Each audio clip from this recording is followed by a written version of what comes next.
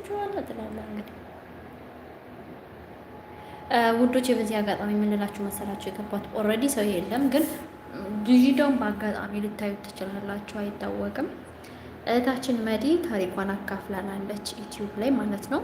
እና በራምላ ዩቲዩብ ነው የቀረበችው። ራምላን ዩቲዩብ ደግሞ ብዙዎቻችን እናውቃታለን። ከዚህ በፊት እቃውንም ራሱ እቃ ትሸጥልናለች። ስለዚህ አረብ ሀገር ያላችሁ ልጆች እቃ የምትፈልጉ ለቤተሰብ ያደርሳሉ ማለት ነው። እንግዲህ እንደሚታወቀው ይሄንን ነገር የሚሰሩት እነ ተንቤን እነ ሳባ ጥበብ እንዲሁም ደግሞ የተለያዩ ዩቲዩበሮች ስራ እንደሚሰሩት እናውቃለን። አሁን ደግሞ አገር ላይ ሰርቼ ልቀየር እኔም እንደ ማንኛውም ሰው ምትል እህታችን መዲና ተማሪ ናት።